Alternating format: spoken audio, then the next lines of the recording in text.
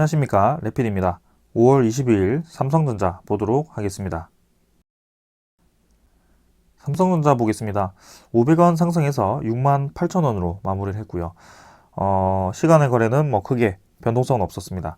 삼성전자가 최근에도 계속해서 좀 주가가 좋지 않은 방향으로 진행이 되었었고요. 그래도 좀 반등을 시키면서 어느 정도 저점은 잡아가는 그런 모습이 나오고 있습니다. 하지만 여기 68,400원 정도 제가 저항 라인을 좀 그었는데요. 지금 68,400원을 계속 저항을 맞으면서 지금 삼성전자가 올라가지는 못하고 있습니다. 그동안 이제 글로벌에 대한 증시도 분위기가 좋지 않았고, 그 다음에 갤럭시에 대한 AP 칩이죠. 그 성능이 떨어진다라는 얘기가 평가가 많았고요. 그리고 이제 그 삼성 주요 주주들에 대한 그런 상속세의 이슈 때문에 또 그런 상속세를 내기 위해서 지분을 처분을 하는 그런 이슈도 좀 있었습니다. 근데 이제 그런 것들이 하나둘씩 좀 이제 불확실성이 해결이 되어 가고 있고, 일단 지금은 글로벌 증시에 대한 분위기가 좀 개선될 때까지는 일단 지켜보는 방향으로 진행이 되고 있었습니다. 자, 근데 이번에 주말에 바이든 대통령이 우리나라를 방문을 해서 맨 처음 간 곳이 이제 삼성전자 반도체 공장이었죠. 그래서 바로 본론으로 들어가서 삼성 반도체 공장을 찾은 첫 미국 대통령이고, 안보를 넘어서 기술 동맹 상징적 장면이 이렇게 연출이 되었다라고 얘기가 나오고 있습니다. 그래서 지금 우리나라를 지금 취임식, 그러니까 대통령이 이제 취임식을 한 지 2주도 안 돼서 이렇게 미국 대통령이 찾아온 것도 역사적인 날이었는데요. 그 대통령이 바로 오자마자 간 곳이 반도체 공장이었습니다. 그래서 그만큼 미국이 지금 우리나라에 대한 반도체를 중요하게 지켜보고 있고, 거기에 대해 생각을 하고 있고요. 거기에 대해서 미국과 앞으로 이제 한국이 반도체에 대한 협력을 했으면 좋겠다라는 것을 이렇게 내포를 하고 있는 것 같습니다. 그래서 앞으로 글로벌 반도체 시장에서 계속해서 패권 다툼이 이어질 텐데, 거기에 미국과 한국이 동맹을 맺자라는 의미에서 그렇게 진행이 된 것 같고요. 그런 의미에서 저는 상당히 의미가 깊었던 그런 움직임이었다라고 생각을 합니다. 그래서 여기 보시면은 첨단 분야에서 중국 주도의 공급망 의존도를 낮추려는 바이든 대통령이 한국과 삼성전자의 협력을 당부하기 위해서 방문을 했다라고 얘기가 나왔고요. 향후 이제 미국의 동맹국 중심으로 반도체 공급망 재편과 그 다음에 반도체 선진국인 한국이 그 핵심 축을 맡을 것이라는 전망이 나왔습니다. 그래서 그만큼 삼성전자라든지 SK 하이닉스 이렇게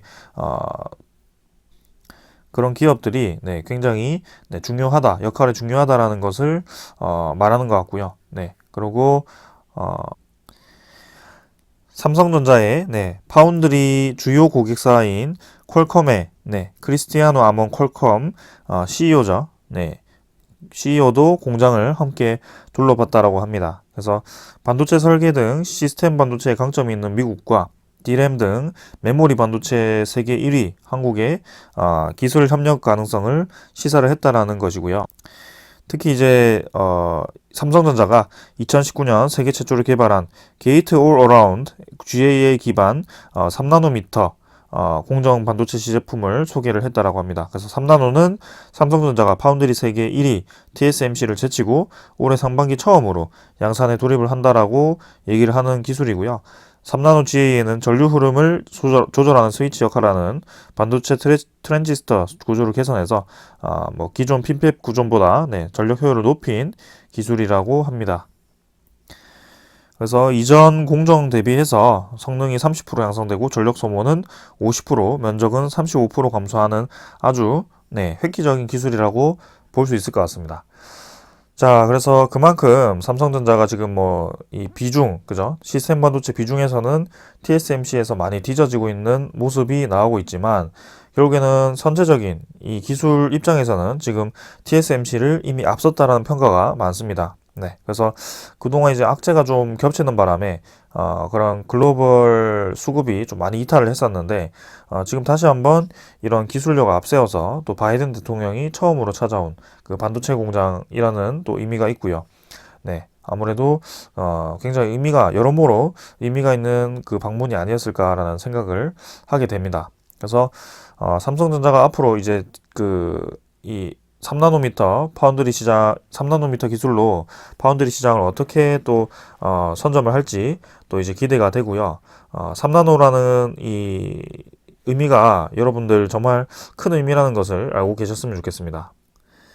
그래서 한 구역에서 생산할 수 있는 칩 개수가 더 작아졌다라는 뜻을 의미하고 그 칩 자체가 그 안에서 이 회로가 여러 개가 이제 축적이 되면서 저장할 수 있는 그런 메모리가 그죠?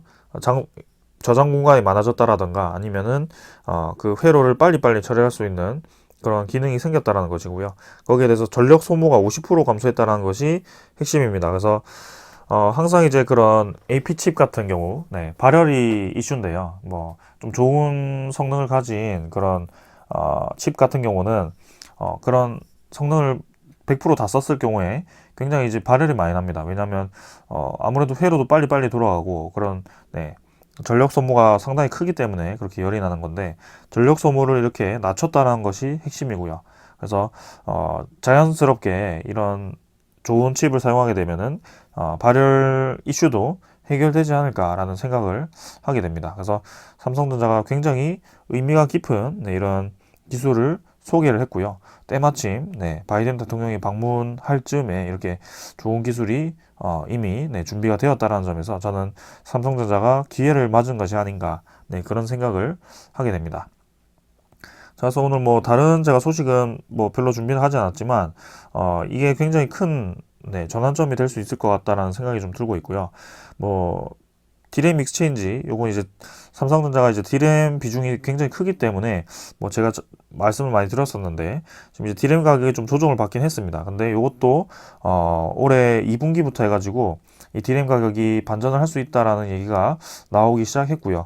네, 그런 서버 수요 업체들이 또 수요를 증가시키면서 DRAM을 또 이제 메모리 가격을 올릴 것이다. 네, 그런 얘기가 나오기 시작했습니다. 그래서 삼성전자가 견고한 이 실적 흐름을 계속 이어갈 것이고, 그다음에 걱정했던 그 파운드리 시장에서도 저렇게 좋은 기술력을 선보이면서 선점을 할 수 있는 그런 발판이 마련되었다라는 측면에서 저는 네, 투자자들이 다시 한번 삼성전자로 좀 이제 힘을 붙지 않을까. 삼성전자로 다시 들어오지 않을까라는 생각을 해봅니다.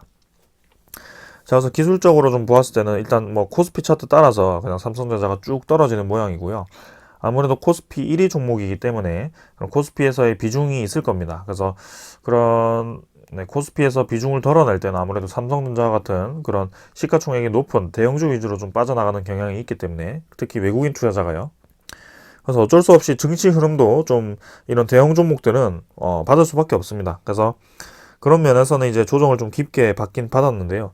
결국에는 이런 상승 추세를 계속 이어갈 만한 성장성이 지금 준비가 되었다는 겁니다. 그래서 최근에 이제 로봇 사업도 좀 야심차게 준비를 하고 있고요. 그 다음에 메타버스도 좀 준비를 하고 있는 것으로 알고 있습니다. 그래서 삼성전자가 지금 디램이라든지 그런 메모리라든지 메모리를 이제 통해서 수익을 굉장히 많이 얻지만 그 메모리뿐만이 아니라 기존 사업뿐만이 아니고 미래를 대비해서 정말 발빠르게 네, 진행을 하고 있다라는 점이 보입니다. 그래서 상당히 많이 기대가 되고요.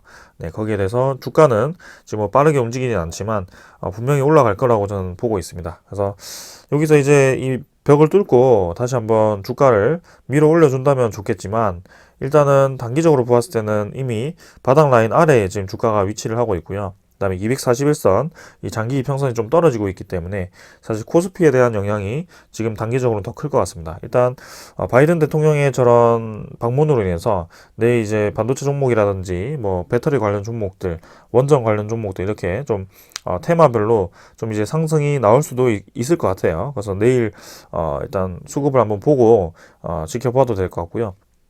삼성전자가 바로 이렇게 쭉쭉쭉 올라가기에는 좀 무리가 있다. 그래서 이런 좀 무게가 있는 종목들은 증시에 대한 분위기에 그런 반전이 좀 필요하다라고 제가 좀 말씀을 드리고 싶네요. 그래서 어차피 배당금도 나오고 하니까 이런 종목을 투자하실 때는 아주 길게 보시고, 네, 중장기적으로 보시는 게 맞다라고 말씀을 드리고 싶고요.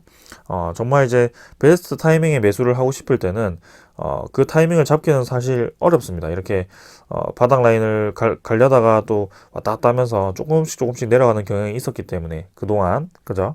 그래서 요때가 바닥인 줄 알고 샀는데 다시 한번 더 내려가고 뭐 그런 식으로 좀 진행이 되기도 하기 때문에, 네, 일단은 분할 매수로 접근하는 것이, 네, 좋은 방법이다라고 말씀을 드리겠습니다. 그래서 지금은 이제 외국인 투자자가 좀 삼성전자에서 계속 빠져나가는 움직임이 이어졌었기 때문에 지금 뭐 60일 동안, 2달 동안 거의 1억 주를 매도했기 때문에 이 외국인 투자자가 코스피를 비롯해서 지금 삼성전자에 다시 들어오는지, 네, 그 정도만 좀 체크를 해주시면 될 것 같습니다. 들어온다라고 제가 말씀을 드리는 것은 적어도, 네, 한 2주 정도는 바짝 들어와 주면 그래도 추세 자체가 좀 들어오는 방향으로 형성이 되는구나 라고 좀 인지를 할 수 있을 것 같거든요. 네. 그래서 그런 면에서 삼성전자 수급을 계속해서 체크를 해보도록 하겠습니다. 그래서 오늘 이 정도로 말씀을 드리고 넘어가도록 하고요. 앞으로에 대한 그런 기술력은 계속 기대가 되고, 그 파운드리 시장에서의 삼성전자의 점유율이 이번 계기로 해서 높아지는 방향으로 진행될지 계속해서, 네, 기대를 가지고 지켜보도록 하겠습니다. 자, 그럼 여기까지 하고요. 내일 또 좋은 시장으로 한번 뵙으면 좋겠습니다. 자, 네, 오늘 여기까지 하겠습니다. 감사합니다.